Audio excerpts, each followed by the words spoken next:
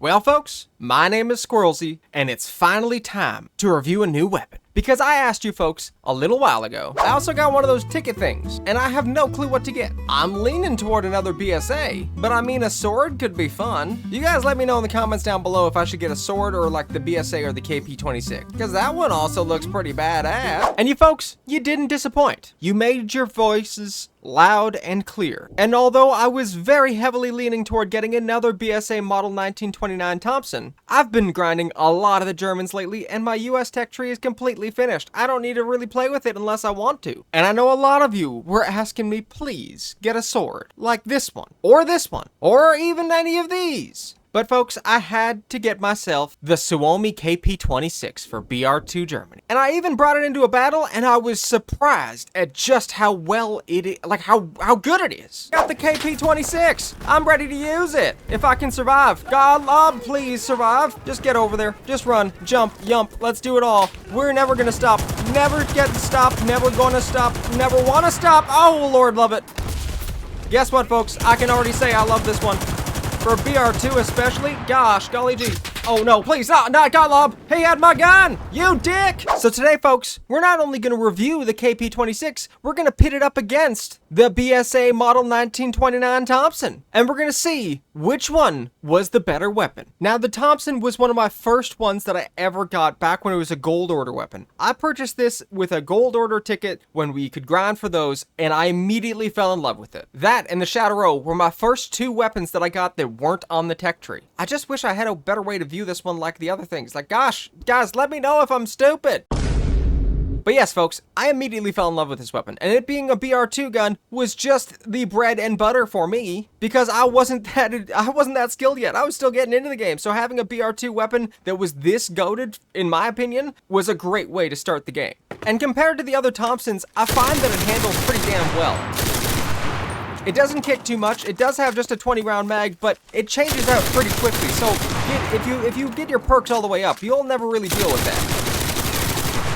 I obviously have not done that. But folks, I want to put my full effort into reviewing both of these lovely weapons, so I decided to test them at different ranges, as well as in battle. And folks, what I found was that it was exactly as I remembered with the Model 1929. Or the BSA, whatever you guys call it. I typically refer to it as the BSA. But at close range, standing fire, looking down sights, it has a bit of kick, but nothing too serious, and most of the shots were on target. And crouching practically removed any type of kick, any type of wobble, especially going all the way down to prone, where there was just nothing. It was just a laser beam. At medium range, which I figure is about here, again, standing fire, a bit of kick, you're gonna miss a few more shots than you'd like to, but not too bad. Going down to crouch, once again, you get a much tighter clustering, and also, obviously, at prone, it's just a laser beam once again. A little bit more wobble, but laser. Even hipfire at close range, these shots were much more clustered than I'd expect them to be. Now, hipfire at medium range, I came into a little bit of an issue because I realized I don't know how to hipfire very well. I was aiming top left, only top, or missing altogether. But even at medium range, when I figured it out, it's pretty decent in its clustering. Now at long range, aiming down the sights, you're gonna miss practically all of your shots. You got maybe an 80% chance of missing a shot there. Crouch is a lot more accurate, but still not the greatest, and prone is still a bit of a beam, but not as much of a laser. This baby rocks a 20-round magazine, which isn't great, but at BR2 it's not bad. And if you're like me and you have the fast reloading perk on your soldiers, you won't really notice it. I promise you, you won't notice it only has a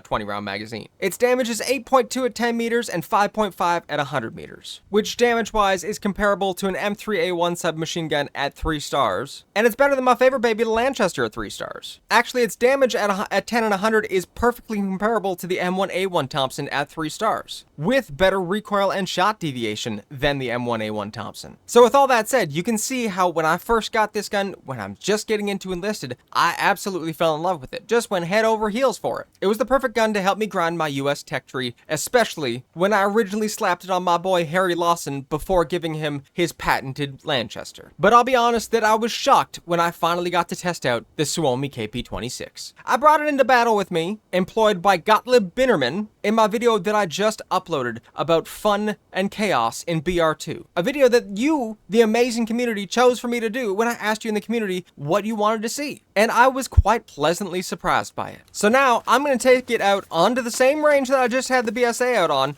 and we're going to do the exact same test to see how it holds up against the BSA 1929. So again, standing fire, looking down sights. If I'm aiming center mass here at the red X, then I'm actually doing pretty damn good. That's not too bad for clustering in my opinion. I mean, you saw that I overcorrected a little bit by dropping it down because I was expecting it to kick up a lot more, and it didn't. If I just hold down the trigger and don't try to readjust my aim, it kicks up a bit to the right, but not too bad. Knowing how it kicks, I can easily counter it and keep it practically perfect center mass. Damn, that's much more center mass than I was expecting. Holy crap. And then again, folks, I know this might not be medium range to you, but I consider this benchmark to be medium range for SMGs for myself, and testing it out here, if I keep in mind how it recoils, aiming center mass, I can keep it pretty much perfectly in that black circle. And that's not bad. And for long range, I don't look away from this, I don't move, I just pivot to this target. That's what I consider to be long range on an SMG, where most of the shots aren't going to hit. But let's see how the KP-26 does at this range, aiming center mass with a bit of that recoil control, and it does kick a little bit more.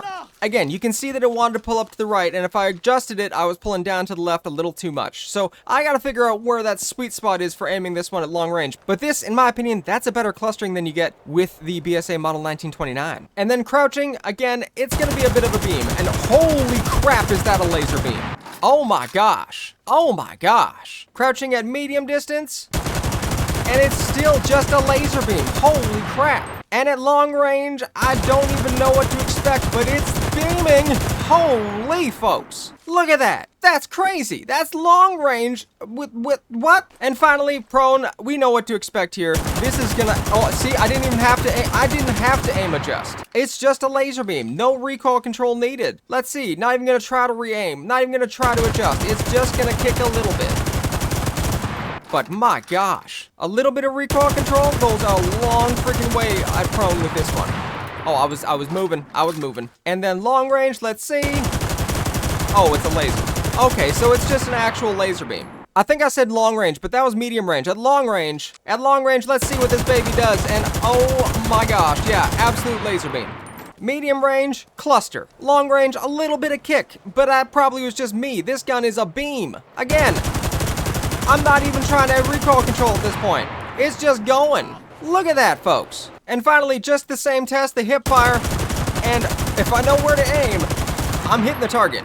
That's actually crazy that it's that clustered at hip fire. At medium range, if I know how to aim this one, which I think I do now, it's practically all inside the target, which is the best you can get for medium range hip fire, and at medium range you should not be hip firing in general. And folks, that's not even the best part, because although the BSA does a little bit more damage than the KP-26, with the KP-26 only doing 6.8 at 10 compared to the BSA's 8.2 at 10, and 4.0 at 100 compared to the BSA's 5.5 at 100, in my opinion, that's all outweighed by the fact that this gun is a laser beam. A vertical recoil of 16 compared to 34 for the BSA, and a 8 for horizontal recoil compared to a 10 for the BSA. Not to mention a 71 for shots deviation, which is a little higher, but you don't even notice it in my opinion. And the biggest factor of all is the 36 round magazine. This 36 round magazine gives you 16 more bullets. If you're not getting that damage that you want so badly with the BSA, you have 16 more bullets to do it with, and if you're accurate enough, you won't need all those bullets. And for this to be our BR2 weapon is crazy in my opinion. And although the BSA does rock it a little bit with a 2.3 in reload time, it's just the smallest bit, because the KP-26 is just a 2.5 in its reload time. And for 16 more bullets, that's crazy. In my opinion, folks, the KP-26 just blows the BSA out of the water. I want to know what you think, though, in the comments down below. But from what I have experienced with the weapons, it is just a stark difference. Don't get me wrong, I love the BSA. I'm grateful for the amazing work that it did helping me grind the US tech tree. But if I had to pick right now between a KP-26 for all of my soldiers and a BSA for all of my soldiers, I'm picking the KP-26 every day. Every day. But folks, please let me know what you guys think in the comments down below, which one you would prefer if you had to give it to every one of your soldiers between just those two weapons. But folks, thank you so much for watching this one. If you enjoyed this one and you're still watching, then why not consider leaving a like down below? I mean, you're still here, you're still enjoying the content, hopefully. And if you didn't love this video, go check out some of my other videos to give you a better idea of the content I post, because it's not typically like this. Usually it's stupid and chaotic, but I'm trying to venture out. Again, thank you so kindly. Leave a like if you enjoyed this one. Comment for the sake of engagement. Share this with friends, family, and forum. Subscribe if you haven't already, because what are you doing? Come on, we're trying to grow here. But absolute most importantly, folks, please keep being your amazing selves, and I'll see you all in the next one.